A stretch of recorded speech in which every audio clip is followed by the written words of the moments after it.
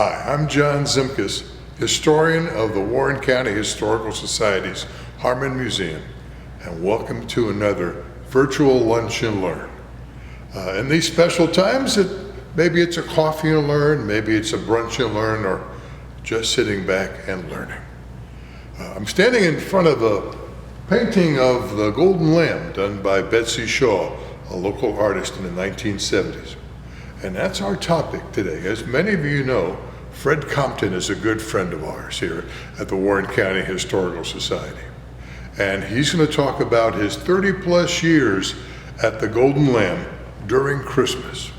He was there as a busboy and finished up his term as an assistant manager, and the behind the scenes of one of the most iconic restaurants in the United States, and one of our favorites here in Warren County.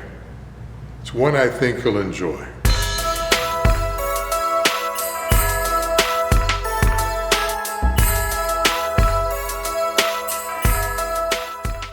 Good morning, or good afternoon, or good evening, whenever it is you're watching this.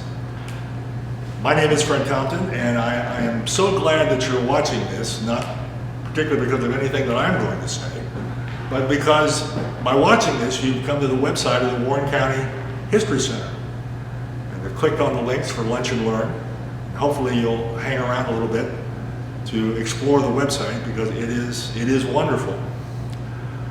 I am your speaker today for Lunch and Learn, and we're going to be talking about the 12 months of Christmas at the Golden Lamb.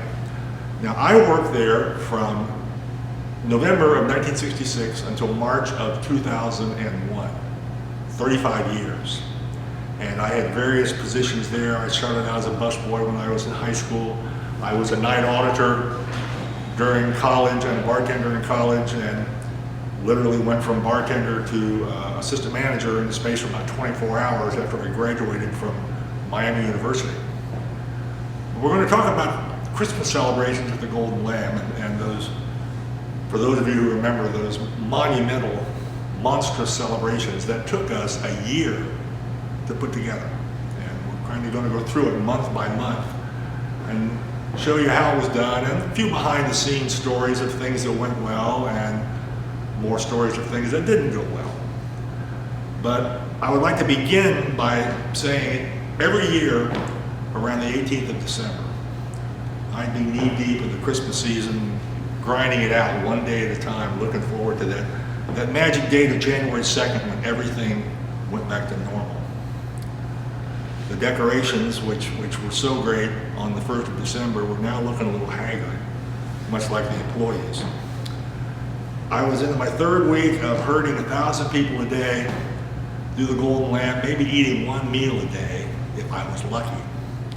I was seeing my kids a couple hours every night, maybe 2 nights a week, spending most of my day off asleep because of sheer exhaustion. Our lobby would fill up at 11 o'clock in the morning, and we wouldn't see the color of the carpet again until 9 o'clock that night when it was all over. I had a calendar on my wall in the office that was in reverse. It started at 31 and went to 1.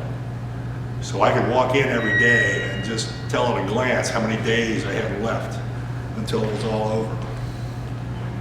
And then it would always happen. Some well-meaning little old lady in a Christmas sweatshirt who was out for her yearly lunch with the girls, and they had a pile of Christmas presents that were going to put me behind about half an hour on my 1 o'clock turn. She'd grab my arm as I was running across the lobby and say to me, "It really must be fun to work in a place like this at Christmas." And I always want to say to her, "Madam, you have no idea." Now, as I mentioned, I started at the Golden Lamb in 1966, and we didn't do a lot for Christmas. In fact, in the early 60s, December was one of the worst months of the year for the Golden Lamb, financially. And there was always a reason. Well, people are having holiday parties and office parties, and people are out shopping and they're not coming out to eat. Well, in 1969, the management of the Golden Lamb changed hands. The Commissar family from Cincinnati took over running the inn. And in July of '69, they brought in a manager named Jack Leonard, who had been working in Texas and had been a college roommate microcosm, or one of the principals. And Jack looked around and decided that this was a place that was custom made for Christmas. I mean, Charles Dickens had stayed here, for crying out loud. How can you not celebrate and exploit Christmas? Well, the first 2 years that Jack was there, nothing much happened. I mean, he came in July of '69, not much would get done by December of '69. I remember we did do a feature called The Holiday Buffet of Many Lands. Pardon me. Which was a buffet that we had set up in the Lebanon dining room. And it was just food from all over the world, and it really tried the kitchen. It took like 2 weeks to put it together for a 2-night spread. We did it on Monday and Tuesday. Well, by 1971, we had built the business up so much that we couldn't afford to do that anymore. And we started having what came to be called our theme Christmases. And the first one was in 1971, and it wasn't too much. We did have a theme. We were having a calico Christmas at the Golden Lamb. And that one in '71 began a series of celebrations that Ohio Magazine once called the most traditional and colorful family holiday celebration in the tri-state area. Now, Christmas for us began in February, always in February. Our weekly staff meetings were always on Monday, because that's the day that everybody was there.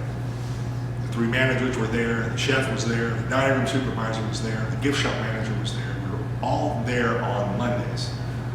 So we had our staff meeting on Monday afternoons at 2 o'clock. And the first Monday in February every year was devoted to picking out a theme for Christmas. We'd all been thinking about it, but we had to decide that first week what we were going to do. We had to commit to it. Now, the themes kind of had 3 criteria. It had to be traditional, something to do with early America. We had to be able to go out and find decorations to support it. You can't do a theme unless people can visually see what you're doing. And thirdly, we always latched onto a trend, something that was popular in the antique circles or collectible circles or decorating circles, but we always latched onto a trend so that people would recognize what we were doing. And it always had to have a catchy title, which always ended with "At the Golden Lamb." And anybody could contribute. It was open for discussion as to what idea you thought we should do. '73, we did Naturally, Naturally, It's Christmas at the Golden Lamb. That year, people started using natural decorations. Birds' nests were big, I remember that. '78, we did one called Christmas is a Comfort at the Golden Lamb. Quilts were hot that year on the collecting circuit. Everybody was collecting quilts, so we decided to jump on the bandwagon. 1981, we're having a Dickens of a Christmas at the Golden Lamb. We did that one twice. And again, why not? Charles Dickens was there, for goodness sake. 92, we're all dolled up for Christmas at the Golden Lamb. Dolls were hot on the collectible circuit. Everybody was collecting antique dolls. 1975, we did Celebrate the Christmas Spirit of '76 at the Golden Lamb. We rushed ahead, a year ahead of the bicentennial, because we knew in '76 that's what everybody was going to do. So we decided to do ours a year early, and we celebrated in 1975. A lot of ideas didn't make it. As I say, anyone could contribute. 1 year, pottery was very popular. Very popular. Again, it was a collecting circuit. Resurgence and people were collecting pottery. And somebody came up with the idea, Christmas is a crock at the Golden Lamb, and that one never saw the light of day.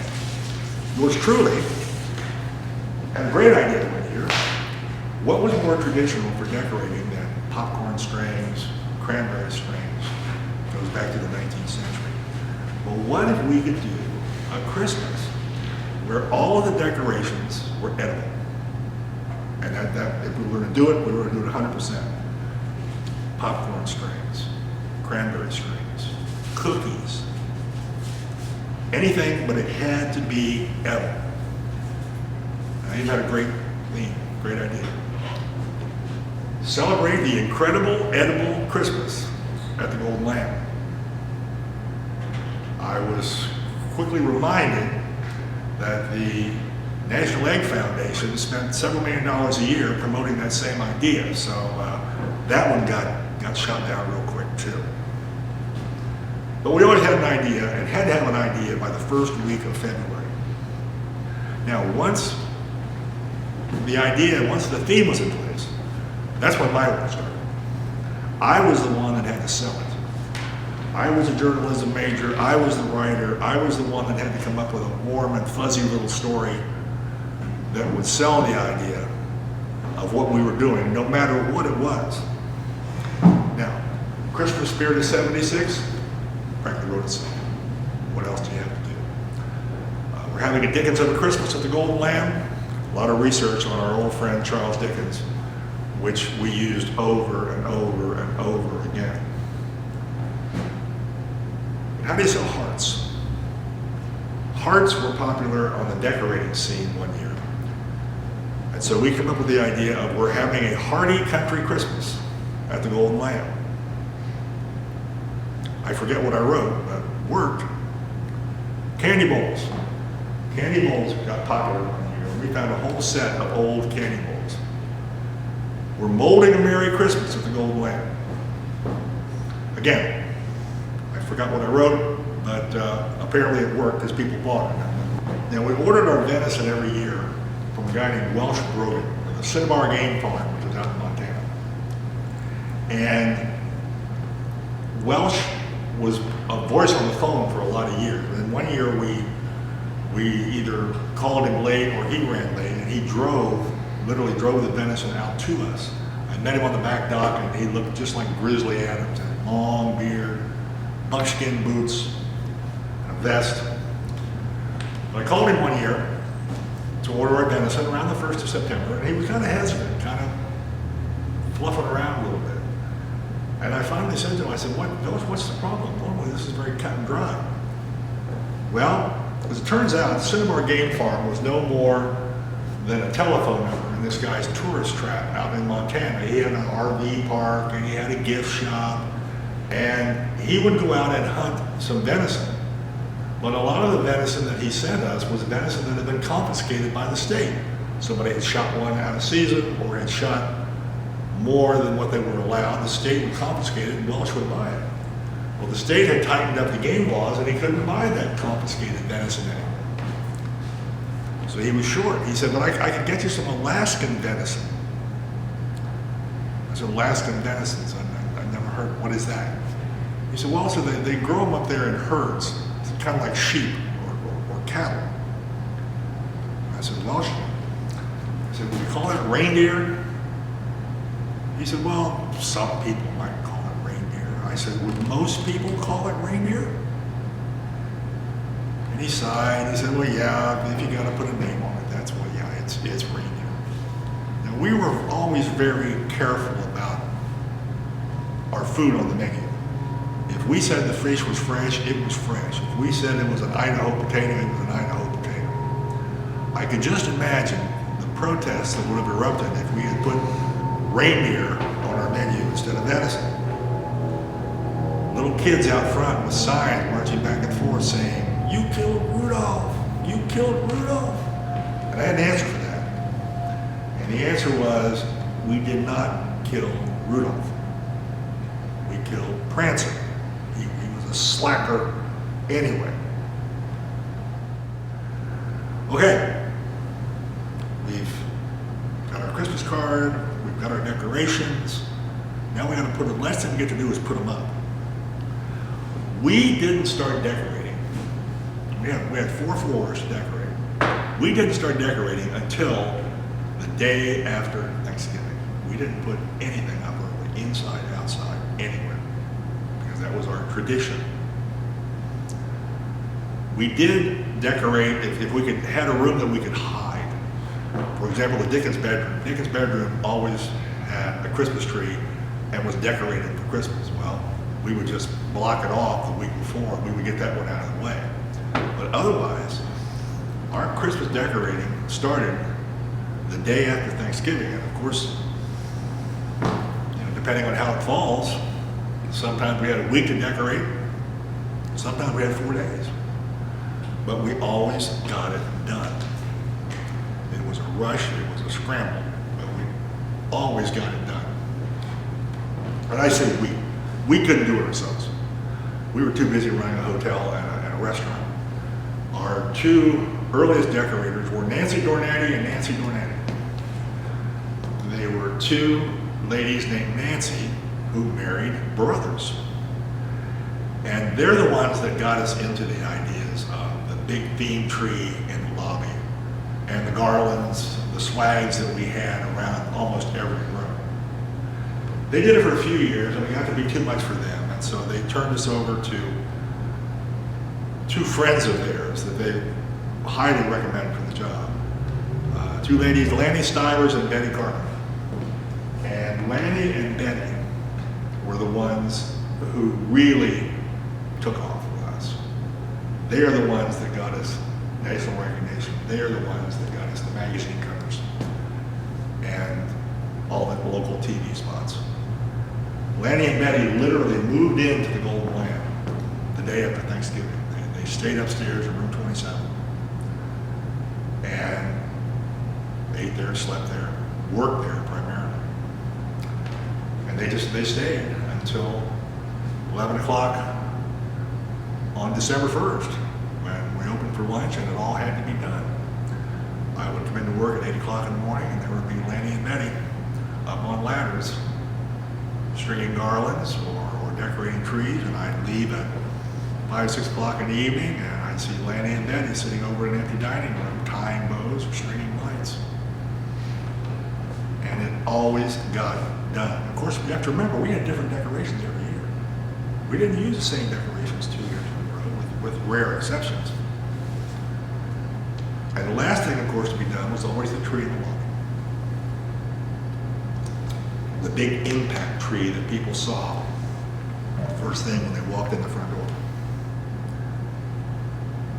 But what was always amazing to me was what took days, sometimes a week, to put up, came down in a single day. We did not have one bit of Christmas decoration left at 5 o'clock in the afternoon on New Year's Eve day. You come in the night before, we're fully decorated for Christmas. You come in 24 hours later, it's all gone. I asked Lanny once, I said, how do you do it? She said, Fred, said it comes down a lot easier than it goes up.